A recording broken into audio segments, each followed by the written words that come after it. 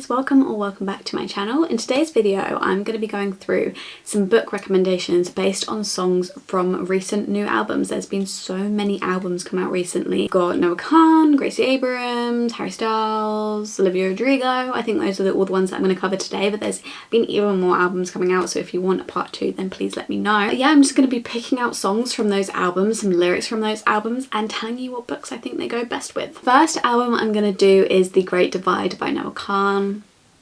I love Noah Kahan. Taylor Swift, Noah Kahan, my top artists, and I'm not gonna lie, I think they might be tied. That is crazy for me to love someone as much as I love Taylor Swift, but I fear it's the truth. Okay, we might just have to use the last book in the series because I don't know where I put the first one. The first book is Beartown by Frederick Backman, and this one is the third and final one. There are 3 books in the series. The first one's called Beartown, the second one's called Us Against You, and then the third one is The Winners. And we follow this very small town, and it very much just gives Stick Season by Noah Kahan, which is why I knew I had to give Noah Kahan one of these books. Just his discography as a whole very much encapsulates the vibes of this book, the vibes of this town. So we have a very small town called Beartown, and the only thing it is known for is hockey. That is the only thing it has going for it. It funds everything, it keeps everyone's jobs going, it keeps everyone's income going, keeps everyone's lives going in this town, so people are very, very attached to it. In book 1, the main star of the hockey team does something absolutely horrible, and it ends up meaning that he can't play, and it ends up causing the Beartown team to lose. The town is very divided between people who think that was the right choice and people who think it was the wrong choice. The town is already like very small, so there's already going to be dramas in the town, but it starts a real divide between the town, the Great Divide. And there's already a divide between this town and the neighbouring town as well, so basically just everyone's not getting on,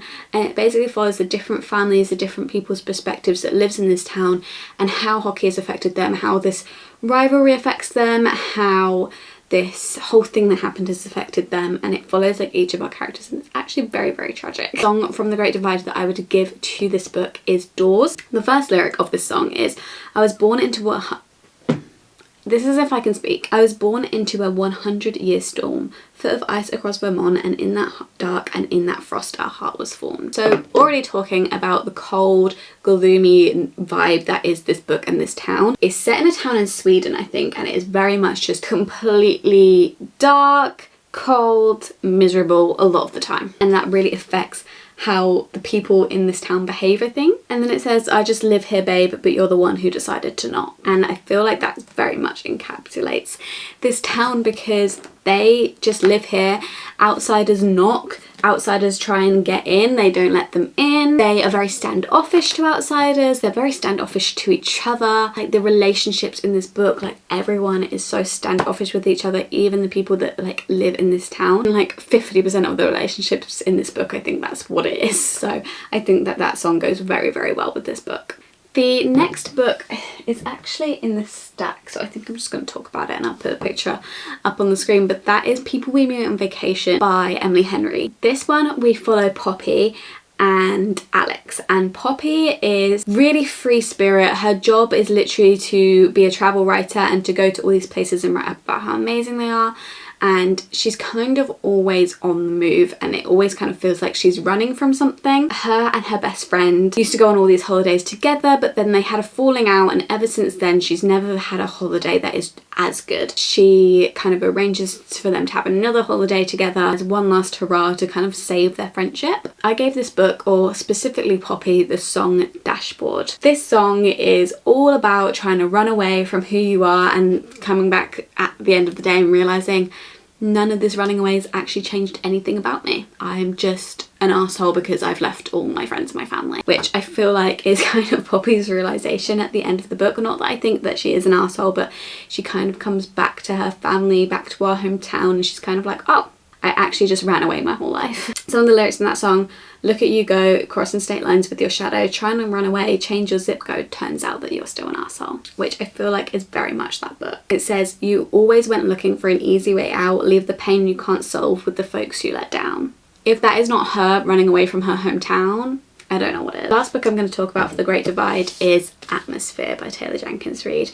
I really want to give this book a reread because I read it over 2 weeks, and I feel like if I read it quicker I would have given it a 4.5, maybe even a 5, but I gave it a 4. Follow Joan. She's an astrophysics professor, and she gets the opportunity to begin training as an astronaut, which is very unheard of in this time.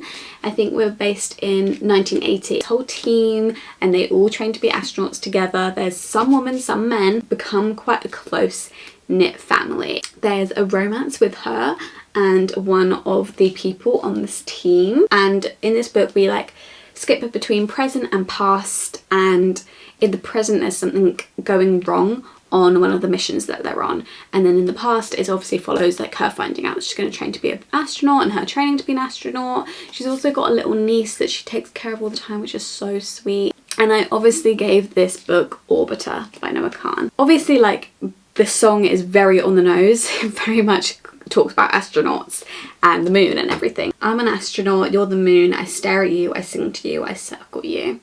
And I feel like that could very much be like her romantic relationship, or also her niece. She's thinking about her niece the whole time. She has to leave her niece a lot.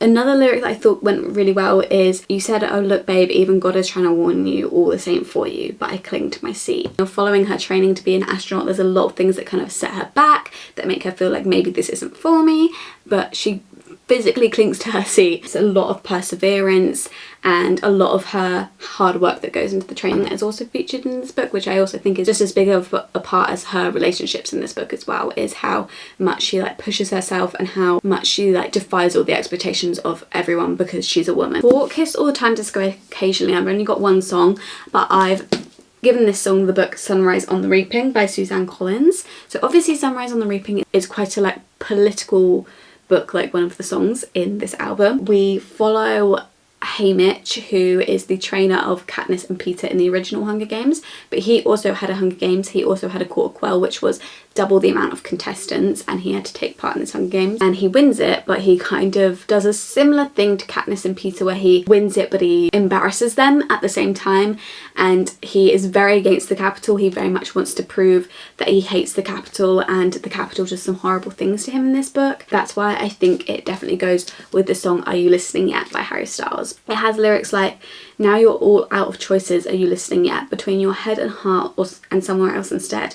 Or can you hear the voice inside your head? I think it very well goes with this book because everyone in the Capitol just kind of blindly follows the Hunger Games and watches it even though it's very immoral, and no one really cares about that. My camera just ran out. As I was saying, yeah, it's a very political book and it's quite a political song, and I think the messages are pretty similar. Next we've got Olivia Rodrigo's new album, and that is You Seem Pretty Sad for a Girl So In Love. First book I'm giving this album I think very much goes with a lot of songs on this album, and that is Normal People by Sally Rooney. So Normal People, we follow Marianne and Connell. They meet in high school. Connell's like this very popular guy, Marianne isn't, and they kind of have this relationship, but it's not really a relationship because she has to keep it a secret because he doesn't want people to know that he's dating her in high school. And then they're just like off and on again throughout their whole lives, always doing something to ruin the relationship or just missing each other or like being with other people, but it's obvious they still love each other. Very intertwined. And so I gave this book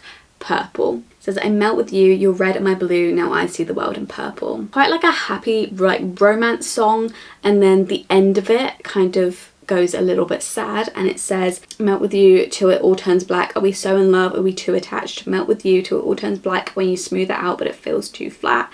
Melt with you till it all turns black when you get so close and you can't go back. Melt with you till it all turns black, melt with you till it just feels sad, which I feel like is a very good description of this book and how they are too intertwined, like they are too reliant on each other that it just makes them sad in the end because they can't give each other what the other one wants. I also gave this book Less by Olivia Rodrigo. I feel like a lot of the songs on this album do go with this book, but Less also really does go. It says, if loving me means letting go and wishing me the best, then I guess I wish you loved me less. Because I feel like they do that to each other a lot in this book because they love each other so much, they let each other go. It says, if loving me means saying, babe, I think this is the end, then I wish you loved me less. Don't want to talk, let's just go to bed or something. Maybe it'll fix itself tomorrow, but I've been saying that like every night. Next, I've got Funny Story by Emily Henry. And in Funny Story, we follow Miles and... why have I forgotten her name? Daphne, I love that name. I actually wanted to call my daughter that name, but I feel like it's getting a bit too popular. Anyway, let's move on. I don't even have a daughter. Daphne is with this guy called Peter, and Miles is with this girl called Petra. Peter and Daphne are supposed to be getting married, and so Peter has a stag do, but because Petra is his best friend, Petra comes along to his stag do, and on this stag do they kind of realise they actually have feelings for each other and they leave their partners. So Miles and Daphne are now single. Miles has to now cover the rent of this place that he lives by himself, and Daphne now has nowhere to live.